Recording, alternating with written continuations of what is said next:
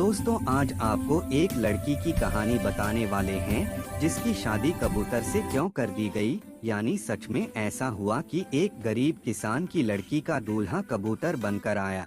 पुराने जमाने की बात है, शायद 400-500 साल पहले, जब गांवों में बिजली नहीं होती थी और रात होते ही सब शांत हो जाता था। उस छोटे से गांव के एक कोने में एक बूढ़ा किसान अपनी 3 बेटियों के साथ रहता था। घर कच्चा था पर साफ सुथरा। लोग उसे प्यार से बाबूजी कहते थे। उसकी 3 बेटियां थीं, अर्जुना, हीना और उमा। उम्र 21 से 24 के बीच। बड़ी अर्जुना सुघड़ी, रंग गोरा, आंखों में थोड़ा तन्हाई सा घमंड। बीच वाली हीना शांत मगर समझदार, और सबसे छोटी उमा सांवली, सादी सी पर आंखों में हिम्मत और सच्चा भरोसा। उन तीनों की माँ बचपन में जाके नहीं रही, तब से बाबूजी ने अकेले ही उनका पालन पोषण किया था। उसने कभी बेटियों में भेद नहीं किया, पर बेटियां कभी कभी एक दूसरे को ताने देती। अर्जुना और हीना उमा को चिढ़ाती। बाबूजी जब सुनते तो कड़ाई से मना करते, मेरी तीनों बेटियां बराबर हैं। समय बीता और बेटियां जवां हो गईं, पर किसी का रिश्ता नहीं हुआ। गांव वाले बातें बनाने लगे। बाबूजी ने फिर एक अजीब फैसला किया। सुबह सुबह तीनों को बुलाकर कहा, अब तुम तीनों अपने अपने दूल्हे खुद ढूंढो, पर मैं एक तरीका बताऊंगा। वह तीनों को जंगल किनारे बाग ले गए। हर एक को 3-3 पौधे देकर कहा कि हर कोई बारी बारी एक पेड़ काटे, और जो दिशा में पेड़ गिरेगी वहीं उसका रिश्ता होगा। अर्जुना का पेड़ गांव के उत्तर की तरफ गिरा। वही उसकी खाला का बेटा विजय रहता था, जिसे वह पसंद करती थी। हीना का पेड़ दक्षिण की तरफ गिरा। वही एक नौजवान सौरभ रहता था जो उसे देखते देखते शर्माता था। और उमा का पेड़ जंगल की तरफ गिरा। सब ने हंस के कहा, तेरा दूल्हा तो जंगल का कोई भूत होगा। उमा चुप रही, भीतर कुछ अलगसा महसूस कर रही थी। बाबूजी ने उन्हें एक शर्त भी दी, जहाँ भी तुम पहुँचो, आदब से पेश आना और जो जवाब मिले उसे मान लो। तीनों अपने अपने रास्ते निकल पड़ी। अर्जुना खाला के घर गई। सलामती से मिलने पर रिश्ता तय हुआ। हीना भी गई और सौरभ के साथ आगे बढ़ी। उमा जंगल की पगडंडी पर अकेली चल दी, पर उसका दिल शांत था। वह झाड़ियों कांटों से होती हुई चलती रही और थककर एक पत्थर के नीचे रुककर बैठ गई। थोड़ा खाना और पानी खाकर जब वह चली तो झाड़ियों के पीछे एक छोटी झोपड़ी दिखी। झोपड़ी में एक बैठा सजा हुआ सा कमरा था और एक बड़ा सा कबूतर खिड़की के पास बैठा हुआ था। पर अजीब बात यह कि वह बिल्कुल चुप नहीं था। उसकी आंखों में मानो किसी इंसान की तरह समझ और आवाज का ठहराव था।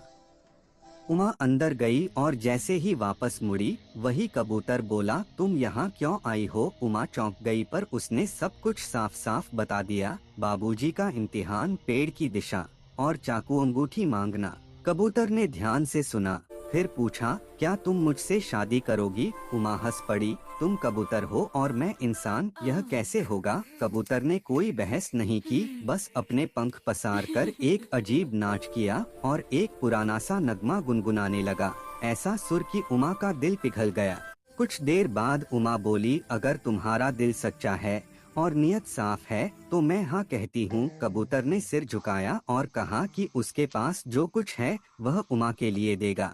फिर कबूतर ने अपनी खिड़की के पास से एक कपड़ा हटाया और वहाँ से एक चमकता हुआ चाकू निकाला, नक्काशीदार, जड़ावों वाला, किसी बादशाह के खजाने जैसा। उमा इस चाकू को थाम कर कांप उठी। कबूतर ने कहा, मेरे पास सब कुछ नहीं, पर जो है वो तुम्हारा है, इसे अपने अब्बा को दे देना। उमा ने चाकू लिया और लौट आई। सुबह जब तीनों ने चाकू इम्तिहान पूरा किया तो अर्जुना ने सामान्य स्टील का चाकू दिया, हीना ने साधारण लकड़ी का हठे वाला चाकू और उमा ने वह अनोखा नक्काशीदार चाकू बाबूजी को दिया। बाबूजी ने चाकू को देखा तो दंग रह गए। ये किसी राजसी चीज जैसी है, इसका कोई राज होगा। अगले इम्तिहान में बाबूजी ने अंगूठी मांगी, और याद रखना, जबरदस्ती नहीं होनी चाहिए। तीनों ने अपने अपने रिश्तेदारों से अंगूठियां मांगी। अर्जुना के पास भारी सुनहरी अंगूठी आई, हीना के पास साधारण चांदी जैसी अंगूठी और उमा के पास फिर वही कबूतर की दी हुई अंगूठी आई, नक्काशीदार, किसी पुराने राजघराने का चिन्ह लिए। बाबूजी ने अंगूठी देखकर कहा कि इसमें कुछ पुराना राज है, पर उन्होंने शादियों की अनुमति दे दी और कहा कि सब अपने अपने दूल्हों को घर लाकर सबके सामने पेश कर लें। अगले दिन अर्जुना और हीना अपने दूल्हों को लेकर गईं। खुश खुश शादी हुई। उमा भी उसी झोपड़ी की तरफ लौटी। कबूतर खिड़की पर बैठा, तभी वह बोला, अब्बा जान ने कहा है कि दूल्हे को लेकर आना है। उमा ने कहा, अगर तुम सही इंसान हो तो सब ठीक रहेगा।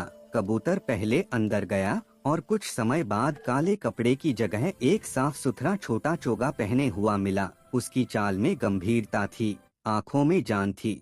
कबूतर और उमा जंगल से बाहर निकले और नदी पार करने लगे। अचानक एक अजनबी आदमी आया और उससे झगड़ा करते हुए कबूतर को ठोकर मार दी और कबूतर नदी में गिर पड़ा। उमा चीखी और दौड़ी, पर गिरते गिरते कबूतर बह गया।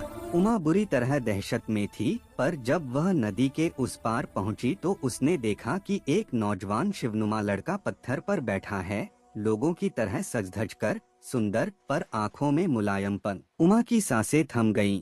वह महसूस कर पाई कि वही उसका दूल्हा था। लड़के ने मुस्कुराकर कहा, मैं वही हूँ। पहले मैं इंसान था, पर जादू से कबूतर बन गया था। तुम्हारे सच्चे अपनाने और मोहब्बत ने जादू तोड़ दिया, और जो अजनबी ने मुझे नदी में धक्का दिया, उसी वक्त जादू खुल गया। उमा रह रहकर आंखों में आंसू लिए, पर खुशी भी थी। उसका कबूतर असली इंसान बनकर लौट आया था। शहजादे की तरह सुसज्जित वो लड़का अपना परिचय राजकुमार विक्रम के रूप में देता है और कहता है कि वह उस जादू की चपेट में था। उसने उमा से कहा कि अब वह बाबूजी से मिलकर सब बताएगा। वे साथ आकर बाबूजी के सामने खड़े हुए। बाबूजी की आंखें नम हो गईं। बेटी, तूने सच्चाई में अडिग रहकर दिखाया। अर्जुना और हीना थोड़ी देर चुप रहीं और फिर मान गया कि उमा का रिश्ता वाजिब है।